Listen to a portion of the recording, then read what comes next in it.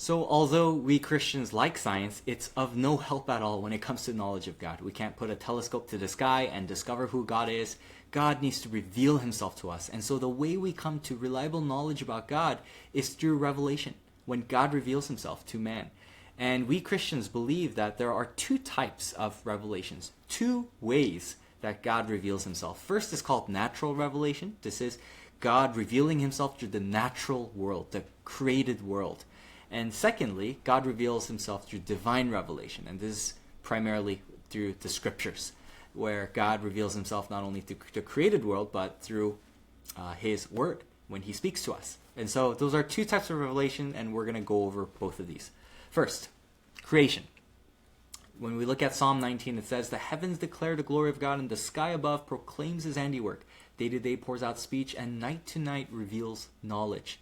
Richard Dawkins, a staunch atheist, he says that, there are moments when I look at this beautiful created world. Oh, excuse me, he wouldn't say created. He would say, when we look at this beautiful world, there's an awe that comes inside me, and there's a part of me that wants to give thanks to some God out there, that wants to attribute this beauty to something. But I know it's a figment of my imagination, as Richard Dawkins would say.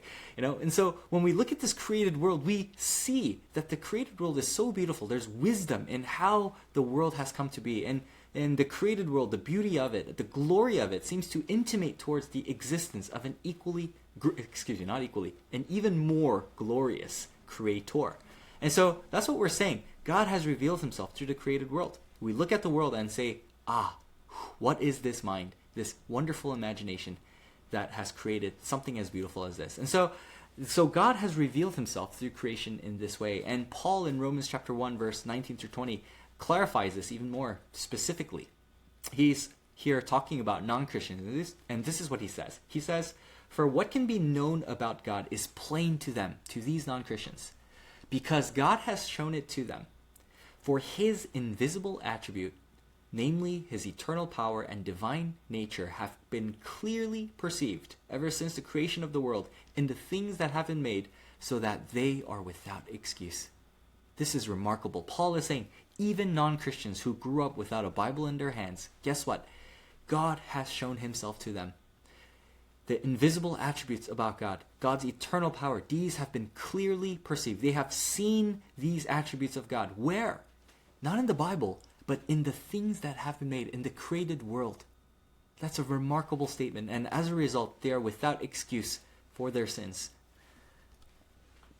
What do you make of a movement like this then?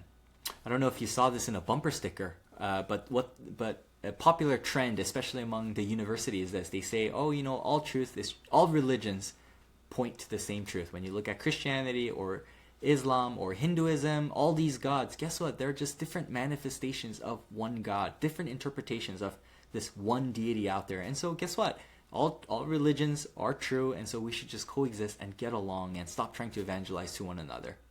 What do you say to that? Do world religions contain knowledge of God?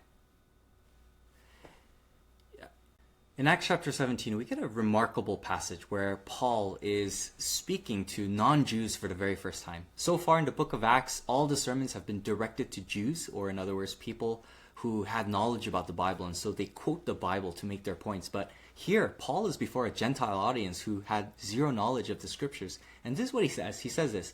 "So Paul, standing in the midst of Areopagus, said, 'Men of Athens, I perceive that in every way you are very religious. For I passed along and observed the objects of your worship, and I found also an altar with this inscription, To the unknown God.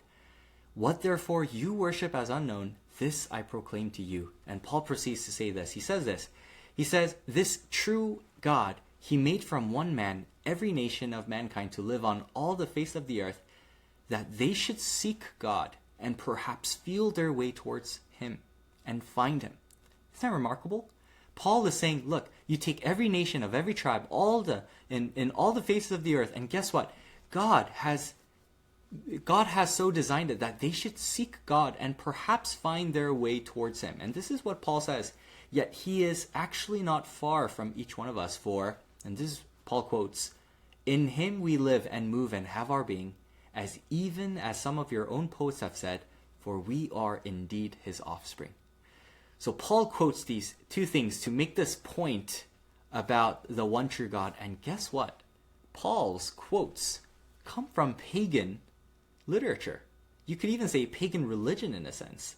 These quotes come from the literature that the pagans, the pagan priests would have disseminated. And so it's remarkable that Paul is looking to these false religions and saying, hey, look, even here, you know this is true about God. What can we make of this? Well, we can say that non-Christians, false religions do contain some knowledge of God, yet this knowledge of God is insufficient in that it cannot save. Going back to Paul's statement in Romans chapter 1, verse 21 to 23, this is what he says. So they are without excuse. They have the knowledge of God, but they have sinned, and as a result, they are without excuse. And this is him continuing to speak. He says this, for although they knew God, they did not honor him as God or give thanks to him.